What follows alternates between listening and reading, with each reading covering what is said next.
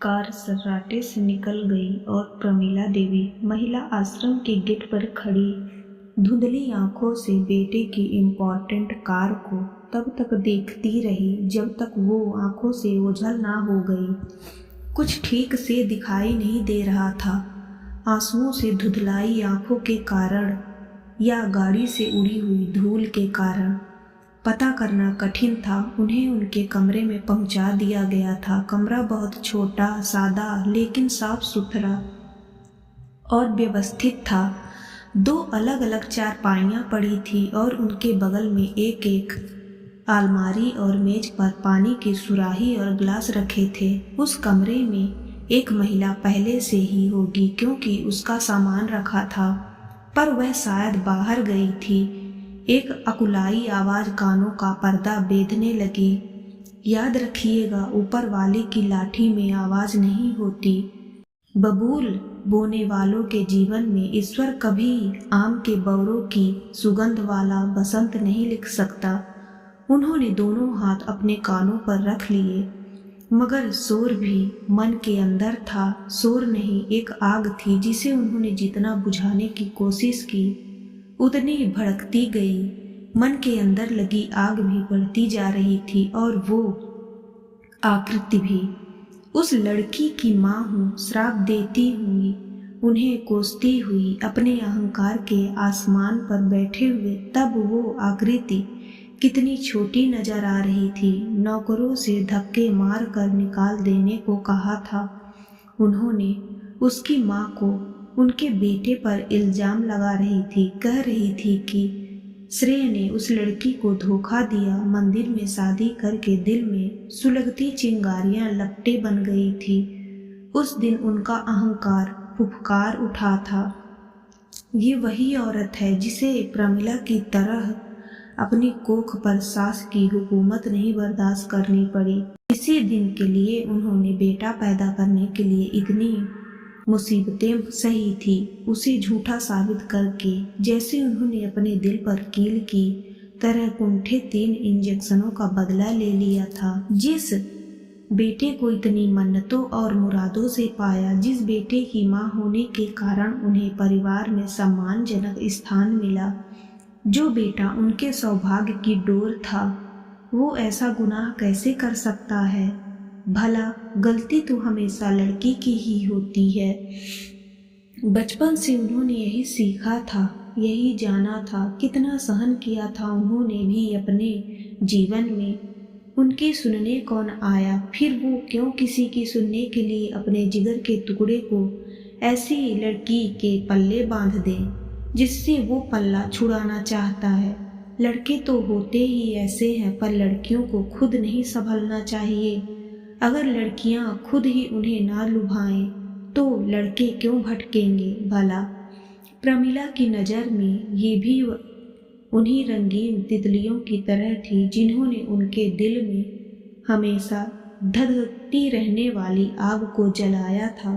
उसे अपने बेटे की जिंदगी से निकाल कर जैसे उन्होंने अपनी उन सभी सौतों से बदला ले लिया था जिनके कारण उनके पति उनके कभी ना हुए। उस दिन उन्हें लगा था कि उन्होंने अपनी अस्मिता प्रमाणित कर ली है। लगा था कि अब नींद ना आने की बीमारी दूर हो जाएगी, पर ऐसा हुआ नहीं था। दिल की धूं-धूं जलती आग जाने क्यों बुझने का नाम ही नहीं लेती थी। अपने वो निरूह आंसू और नर्सिंग होम के इंजेक्शन आग बुझे तीर की तरह आत्मा में अटके थे। सांस के सारे तने पति की उपेक्षाएं फिर जीवंत होने लगी। ऐसे दिन भी झेले हैं उन्होंने। पति कहीं और भोग का इंतजाम न होने पर नशे से धुत यदा कदा उसे उपकृत करने आ जाते थे। सास पति के उपकारों का बदला वारिस के रूप में न दे सकने की अयोग्यता पर उसे कोसा करती थी। उनका बेटा प्रमिला को 3 बार घर का चिराग जलने का मौका दे चुका था, पर तीनों बार उन्हें अभागी बहू को बेटी की मां होने के अभिशाप से मुक्त रखने के लिए खर्चा करना पड़ा था। 5 बेटियों की सुरक्षा की चिंता में बरसों भूलने वाली सास और उनकी शादियों में अपनी मेहनत की कमाई पानी की तरह बहाने वाले ससुर को अब और कन्या नहीं चाहिए थी। वक्त के पहिए में जूती प्रमिला की जिंदगी में भी उड़ान तब आया था जब वो घर के कुल दीपक की मां बनने वाली थी। सास खुश थी और उन्होंने अपने लाडले को भी बहू को खुश रखने का आदेश दिया था। घर के सारे नौकरों को भी उनकी अच्छी से अच्छी खातिरदारी के निर्देश दे दिए गए थे। एक गवर्नेस केवल उनकी देखभाल के लिए नियुक्त कर दी गई थी। वो हर समय खाने की कोई चीज लिए इस भाव से उनके आगे पीछे घूमा करती कि वो कुछ खाकर उसे उपकृत कर दे। तब पहली बार उनका ध्यान गया था कि जैसे वो पति और सास के सामने निरीह हैं, वैसे ही इस घर में ऐसे प्राणी भी हैं जो उनके सामने निरीह हैं। फिर क्या था, उनके सामने नखरे करके और छोटी छोटी बातों पर उन पर बिगड़कर उनका आहत आत्मसम्मान खुद भी कुछ होने का संतोष पाने लगा था। घर को कुल दीपक देने से सास का व्यवहार बदलने लगा था और पति की उपेक्षा से अतृप्त मन बेटे के दुलार में तृप्त पाने लगा। वक्त की आंधी ने अपने निशान सास के तन मन पर छोड़े और धीरे धीरे उनकी अक्षमता के साथ गृहस्थी की डोर प्रमिला के हाथ आती चली गई थी। अब वो ये डोर छोड़ती कैसे? श्रेय का ध्यान ना पढ़ाई में लगता था, ना ही किसी और हुनर में, लेकिन उसे इन सब की जरूरत भी क्या थी? उसके पिता ने इतनी संपत्ति आखिर उसी के लिए तो जमा की थी। पिता की संपत्ति से जीवन की हर खुशी हासिल करना ही उसकी जिंदगी का एकमात्र मकसद था। श्रेय ने पिता की संपत्ति को अंधाधुंध बहाना शुरू किया तो पति ने उसे रोकना टोकना शुरू किया, पर प्रमिला की हर बार उसका साथ देकर पति को ही लज्जित कर देती। दिल में पति के व्यवहार से सुलगती चिंगारियां उनका ये अपमान देखकर बहुत संतोष पाती थी, लेकिन उन्हें नहीं पता था कि यही एक दिन उनके पति की चिता की आग बन जाएगी। श्रेय द्वारा उनके अकाउंट से उनके जाली हस्ताक्षर करके एक मुश्त लाखों रुपए निकाल लेने की धोखाधड़ी उनके दिल बर्दाश्त ना कर सका और धड़कना बंद कर दिया। फिर भी प्रमिला से बेटे को डपटा नहीं गया। फिर वो दिन भी आया जब रुपए अयासियों के लिए कम पड़ने लगे। पहली बार प्रमिला ने उसे टोका जब बंगले को देखने खरीदार आए। बंगले को करोड़ों में बेचकर फ्लैट खरीद लेना और बाकी बचे पैसों को शेयर में लगा देने की अक्लमंदी पर पहली बार उनके बेटे से विवाद हुआ, जो धोखे से उनके कागजात पर हस्ताक्षर करवाने और उन्हें महिला आश्रम की राह दिखाने पर खत्म हुआ। जिस बेटे की हर खुशी पूरी की, हर गुनाह पर पर्दा डाला, वही उन्हें एकाकीपन के सागर में छोड़कर चला गया। रोते रोते प्रमिला कब अपने बिस्तर पर औंधी लेट गई और उनकी आंखें झप गई।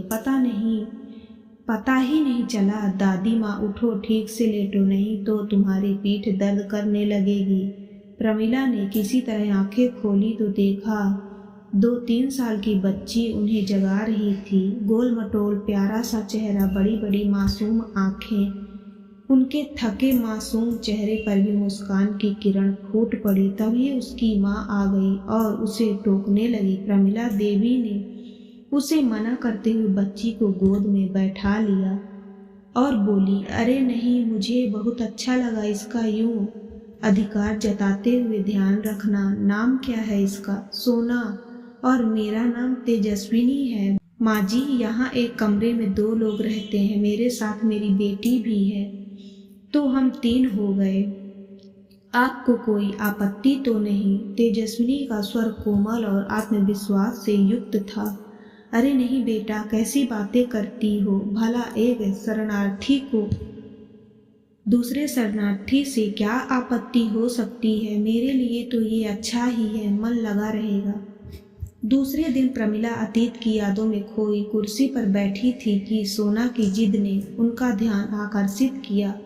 आज मैं मीना के कमरे में नहीं जाऊंगी, अब तो मेरी भी दादी माँ आ गई हैं। ठीक है, बाबा जो जी आए कर, मगर पहले दादी माँ से पूछ ले। तेजस्विनी उनकी बात काट कर प्रमिला की मुखातिब हुई। मैं काम पर जाते समय इसे पास के कमरे में सजिया जी के पास छोड़ जाती हूँ। उनके कमरे की नीना भी मेरे साथ जाती है और उसकी बेटी। तुम निश्चित होकर हो, मैं इसे संभाल लूंगी। ये चाहेगी तो इसे लेकर सजिया जी के कमरे में चली जाऊंगी। प्रमिला ने तेजस्विनी को आश्वस्त कर दिया। वो चली गई तो प्रमिला के जीवन का बिल्कुल नया सा अध्याय शुरू हुआ। चंचल बाथुनी और बहुत शरारती सोना ने उन्हें एक पल बैठने नहीं दिया। दोपहर को सोना थक कर सोई तो वे भी 2 घड़ी आराम करने को लेटी। नजर सोना के भोले भाले निश्चिंत सोते हुए चेहरे पर टिक गई। कैसा प्यारा चेहरा। उनकी बेटी होती तो शायद ऐसी ही अपनी बेटियों की याद आते ही आंखें फिर नम हो गईं। तभी सोना के मुंह बनाया जैसे सोते में डर गई हो। वो जल्दी से उठकर उसे गले लगाकर लेट गई। थोड़ी देर बाद उसका चेहरा देखा तो वो मुस्कुरा रही थी। फिर वो भी निश्चिंत होकर सो गई। तेजस्विनी ने चाय के लिए उठाया तो उन्होंने देखा बाहर शाम घिर आई थी। कितनी गहरी नींद आ गई थी उन्हें, जो इतने घंटों का पता ही नहीं चला।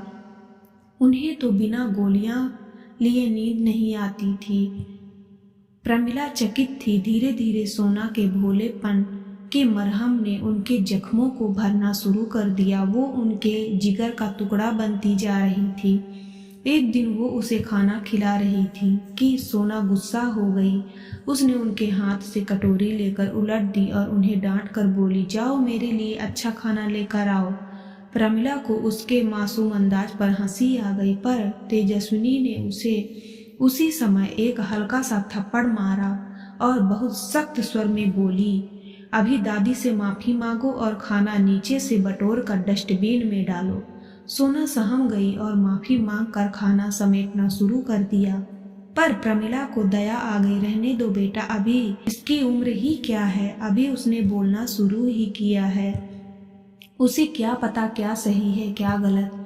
बाल रूप तो भगवान होता है। कहते हुए उन्होंने सोना को रोक कर खाना खुद बटोरना चाहा, पर तेजस्विनी ने उन्हें रोक दिया। आप ठीक कह रही हैं आंटी, उसे सही गलत का पता नहीं है, लेकिन उसे ये पता कराना मेरी जिम्मेदारी है। बाल रूप भगवान होते हैं, पर भगवान कृष्ण को भी यशोदा मैया शरारत करने पर सजा देती थी। तेजस्विनी के व्यवहार में सख्ती और अडिगता थी, पर होठों पर मंद हाय और स्वर में सम्मान और विनम्रता।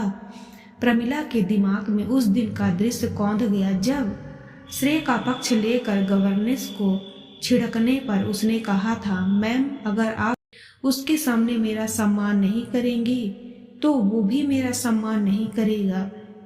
यही नहीं, वो आपका सम्मान करना सीखेगा भी नहीं।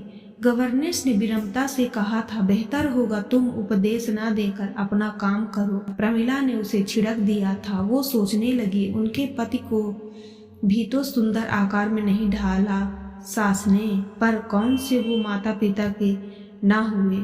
उनके हर अत्याचार में पति की मौन स्वीकृति रही। प्रमिला ने दृढ़ निश्चय किया, नहीं मैं तो बेटे को सिर्फ प्यार दूंगी, इतना प्यार कि वो सिर्फ मेरा होकर जिए और कोई मेरा नहीं तो ना सही। बेटे को अपना बनाकर रखना तो मेरे बस में है। प्रमिला तेजस्विनी के व्यक्तित्व से प्रभावित होने लगी थी। उन्होंने आश्रम की दूसरी महिलाओं से तेजस्विनी की दर्द भरी कहानी सुन ली थी। एक दिन उनके मन में घुमड़ता सवाल जुबान पर आ ही गया, बेटा कोर्ट कचहरी के इतने चक्कर लगाकर और इतना काम करके भी तुम खुश और तनाव मुक्त कैसे रह लेती हो? क्या तुम्हारे मन में कभी ये निराशा नहीं आती कि तुम अपने अपराधियों से बदला ले पाओगी या नहीं? आंटी, मैं किसी नीति कथा में पढ़ा था, बदला वो कंटीला पौधा है जिसे हम अक्सर आने पर अपने दुश्मन पर दे मारने के लिए अपने हाथों पर उगाकर बड़ा करते हैं। विरोधी पर हमारा निशाना लग भी सकता है और नहीं भी, पर वो पौधा हमारे हाथों को जरूर लहूलुहान करता रहता है। यही हाल दुखद अतीत का भी है। अब जबरन किसी ने हमारे हाथों में कंटीला पौधा थमा ही दिया तो हम उसे पकड़े थोड़े ही खड़े रहेंगे, फेंक नहीं देंगे। रही बात कोर्ट कचहरी की, तो वहाँ मैं बदला लेने नहीं बल्कि उन्हें उनकी असफलता याद दिलाने जाती हूँ। बताने जाती हूँ कि मैं कमज़ोर नहीं हूँ। मुझे रौंदने के उनके सारे प्रयत्न विफल हो चुके हैं। मैंने अपना जीवन संवार लिया है और उन्हें किसी और का जीवन न बर्बाद करने के लिए प्रतिबद्ध हूँ। तेजस्विनी का दृष्टिकोण सुनकर प्रमिला की सोच को एक नई दिशा मिलने लगी। इस लड़की को ससुराल वालों ने इतना सताया, मायके वालों ने साथ नहीं दिया, फिर भी इसने रास्ता ढूंढा। यहाँ कई महिलाएं तेजस्विनी की तरह आत्मनिर्भर थी। सजिया की कहानी भी तो लगभग उनके जैसी ही थी। उन्होंने भी तो अपनी जान की बाजी लगाकर अपने ऊपर थोपी जा रही पति की सोच का विरोध किया था। अब वो अक्सर खुद पर हुए अत्याचारों की कटु यादों की आत्मावलोकन में खोई रहने लगी थी। क्या उन्होंने अपना आत्मबल समेटकर विरोध का प्रयास किया था? अपने मायके में या किसी स्वजन से मदद लेकर अपनी अस्मिता बचाने की कोशिश की थी? वो तो अपने छीने हुए आत्मसम्मान को दूसरों से छीनकर वापस पाने की कोशिश करती रही। वो तो हमेशा जहरीली सोच के उस कंटीले पौधों को लिए खड़ी रही जिसे उन्हें जबरन थमाया गया था।